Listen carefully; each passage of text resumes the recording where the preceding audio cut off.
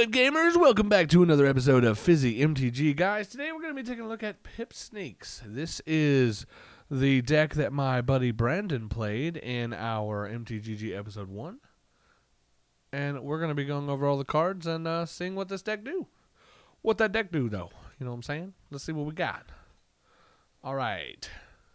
First things first, we got ourselves an Ordeal of Thassa. This is actually a really solid card that I don't think either one of us had really even known of before, but this is a solid card. 2-drop, enchantment aura, enchant creature. Whenever enchanted creature attacks, put a 1/1 counter on it. Then, if it has 3 or more 1/1 counters on it, sacrifice Ordeal of Thassa. When you sacrifice Ordeal of Thassa, draw 2 cards. Now, I will say this is one thing that we got wrong in our episode. We thought, for some reason, see, I now know how this works. It says whenever enchanted creature attacks, meaning the creature has to attack. Once it attacks, initiating combat, you put a 1/1 counter on it. Then, if it has 3 or more after that, you sacrifice Ordeal of Thassa. It obviously keeps the 1/1 counters because it doesn't say it gains +1/+1. It says put a 1/1 counter on it. And then you draw the 2 cards, and your attacking creature obviously is 1 stronger. We thought whenever we equipped this, if it had 3 1/1 counters already, you could sacrifice it. And while you can't do it from that. You do have to initiate the attack first. So once you play your creature, or your creature's out, it's got 3 1 counters, you equip it with this, you declare attackers. If it's able to attack that turn, you attack with it, and once it attacks, it gets the +1/+1 counter. And even if that's the 4th one, it doesn't matter. You can then sacrifice this and draw your 2 cards. There are 2 of those in this deck. Next, we have Tandem Lookout. It is a 3-drop, 2 and a blue for a human scout with Soulbound. You may pair this creature with another unpaired creature whenever either enters the battlefield. They remain paired for as long as you control both of them. Now, pairing them, I do not believe means they have to attack together or anything like that. I think it just means that they are technically linked. And it says as long as Tandem Lookout is paired with another creature, each of those creatures has, whenever this creature deals damage to an opponent, draw a card. So, yes, you can have this guy just sit back and wait while another creature draws cards. Honestly, one thing I think could be a good combo with this card is you pair Tandem Lookout with another card in here. Let's say something like, let me find it real quick here. Library Larcenist. Whenever it attacks, draw a card. So if you soulbind both of these, then whenever it attacks, you're going to draw a card. And if that damage goes through, which is what this deck wants to do, then you're also going to draw a second card. So I think that can be a really good combo with it. Could be really useful, and you get 2 of those. Next, we have Ghostly Pilferer. It's 1 and a blue for a Spirit Rogue. Whenever Ghostly Pilferer becomes untapped, you may pay 2 if you do draw a card. That can be extremely useful, and 2 mana is not that much, especially if you're able to cast this. Whenever an opponent casts a spell from anywhere other than their hand, draw a card, and you can discard a card to make it to where it can't be blocked. Also could be a really good combo with your Tandem Lookout. And we've got 2 of those. Next, we have a Slippery Scoundrel. Now, this is a very interesting card. 2 and a blue for a human pirate with Ascend. If you control 10 or more permanents, you get the City's Blessing for the rest of the game. As long as you have the City's Blessing, Slippery Scoundrel has hexproof and can't be blocked. That's pretty solid, and once again, pair this with your Tandem Lookout, and you just get your free damage and get your free card, and there's 2 of those. Next, we have Squire's Devotion. 2 and a white for an enchantment aura. Enchanted creature gets +1/+1 and has lifelink.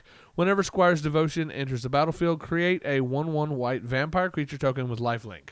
Now, in our game, we just used a goat token for this, but we didn't realize at first that it had lifelink, and I did account for it in editing, except for one time where I forgot to add the lifelink gain, but it didn't end up mattering, so it is all well, and we shall improve in the future. We have 3 of these.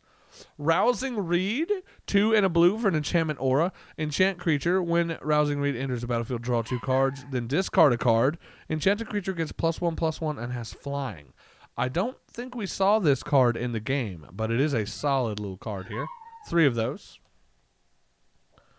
We also have Fight as 1, which is a 1-drop, just 1 single white mana. Choose 1 or both. Target human creature you control gets +1/+1 and gains indestructible until the end of turn. Or target non-human creature you control gets +1/+1 and gains indestructible until the end of turn. So target human or target non-human. And you can choose 1 or both. If you have both, choose both. And there's 3 of those. We also have good old Slip Through Space, just a single blue mana. It's devoid, so it is colorless. Target creature can't be blocked this turn. Draw a card. Again, this deck wants to draw a lot of cards and get through with free damage.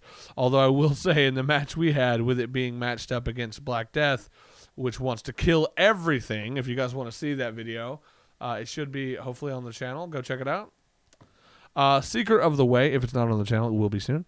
Seeker of the Way is 1 and a white for a human warrior with prowess. Whenever you cast a non-creature spell, this creature gets +1/+1 until the end of turn, making him a 3/3, which is really useful. Whenever you cast a non-creature spell, Seeker of the Way gains lifelink until the end of turn.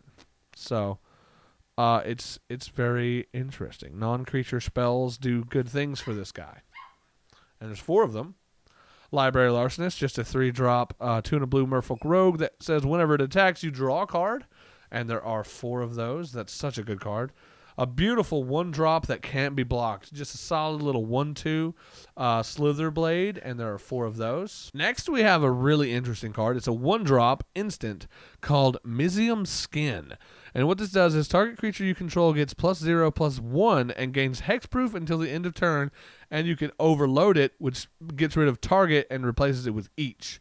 Which means for 3 mana, every creature on your board can gain hexproof and +0/+1, which can be very useful. And there's 4 of those in here as well. And then our land base is very simple. We've got 4 Azorius Guild Gates, which enter the battlefield tapped, and you can tap for a white or a blue. And then we have 1, 2, 3, 4, 5, 6, 7, 8, 9, 10 plains, and 1, 2, 3, 4, 5, 6, 7, 8, 9, 10 mountains. So just 24 lands, and that's it. That's going to do it for this video. If you guys have enjoyed this, and again, if you want to see this deck in play, go check out episode 1 of MTGG. It is up now. And please leave your feedback because it will shape how that goes forward. And that's going to do it, guys. I just wanted to do mainly get these videos recorded as a small test to see how this sort of new space is going to work, as we now have ample room to be able to record this type of video and others. So, yeah, let me know what you think in the comments below. But mostly, check out the other deck video and go watch the gameplay and see what you think about that. And feel free to suggest what you want to see in the comments. And I'll see you guys in the next one. Thanks for watching. Have a good one.